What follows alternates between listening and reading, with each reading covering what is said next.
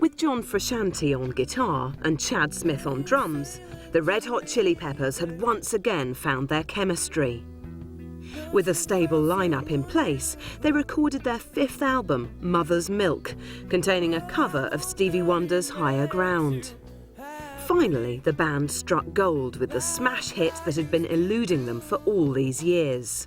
I think they probably felt that they had arrived around the same time that everyone else did, which was probably around the Mother's Milk record, you know, when they released Higher Ground and Give It Away, and all of those songs started to really get airplay and be played on MTV and the music channels.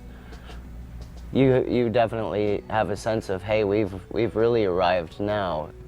Well, I was in Paris for 6 weeks, and whatever year it was when Mother's Milk came out, and I bought it on cassette, and it was stuck in my my Walkman with that and Manu Negro were the only two tapes I had, and I would just be walking around Paris listening to them all the time and assumed, oh, well, everybody else is listening to him too, because it was just such a great record to me. And then again, you find out later on, well, that record wasn't that successful, I guess, especially in Europe. I mean, come to think of it, when I bought that at Virgin, I think they only had it because it was new. You know, it might have been the only Chili Peppers record they had in stock.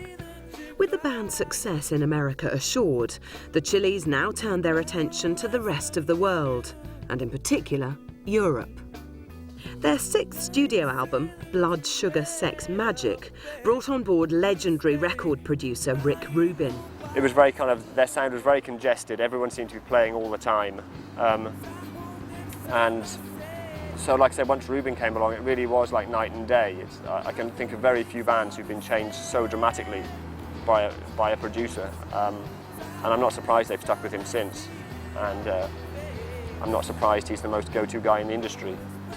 Yeah, I think that's when it really did start taking off internationally. Of course, they had toured before out of the country, but that's definitely when the rest of the world started listening, was around Blood Sugar.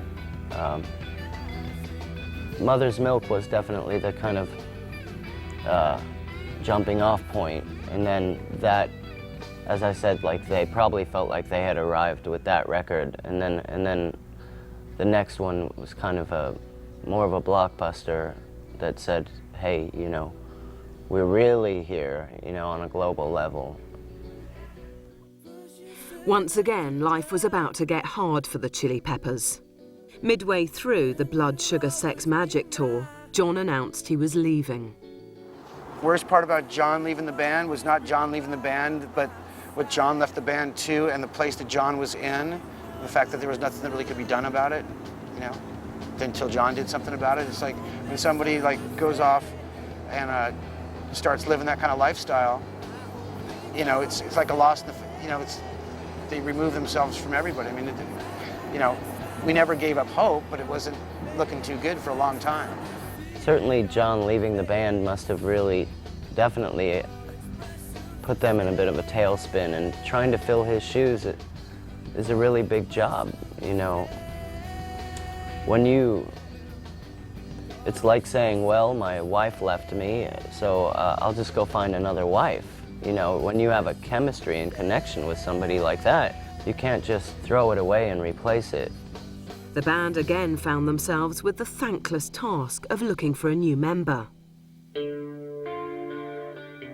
Guitarist Dave Navarro joined the band later that year, and he soon found himself immersed in recording their next album, One Hot Minute. The upheavals of the previous year had made their mark on this record, with poor reviews leading to poorer record sales. The band knew the chemistry wasn't right. And Dave, you know, God bless his soul, when Dave Navarro came in the band, you know, they continued on, and they, you know, they made a record, but he wasn't the right guitar player for the band, even though he was the right guy at the time. And plus, they didn't have time to evolve that either. And there was, you know, it just wasn't the best environment for making a record. Yeah, I mean, it's kind of tough, because obviously Hillel not being in the band, that was everybody's view, was that broke the band the first time. And then I think John really made people realize, well, no, the band can continue. I mean, he's a very different guitar player. And then the whole Dave Navarro period was, I mean, this is purely as a fan too, because I didn't know them at all then. It was just a different band, you know, and whether it made it or broke it, I don't know, because I wasn't the most rabid fan in the world. But John coming back, it just feels like Chili Peppers to me, just as someone listening to the records. Several years after leaving the band and having lost none of his old talent, John was back, and so was the old chemistry. Well, we never play anything off the One Hot Minute record because John has a thing where he's not. That was during a time when he quit the band and we had a different guitar player, and he doesn't want to hear it. He claims to have never heard the record. He doesn't want to hear it. You know, apart from Dave Navarro, as you know, there was a couple of other guitarists involved at that same time when they had to find a new guitarist, and they didn't work out either. And I think without Frusciante, they'd be in big trouble musically. You know, he's an extremely gifted guy. Apart from his playing, you know, he's also an excellent singer, and I think he brings a lot of the melody to the band, which is, you know, as far as I'm concerned, the Red Hot Chili Peppers have had two careers. There's everything before Blood Sugar Sex Magic, and there's everything Blood Sugar Sex Magic and thereafter. And the difference is John Frusciante.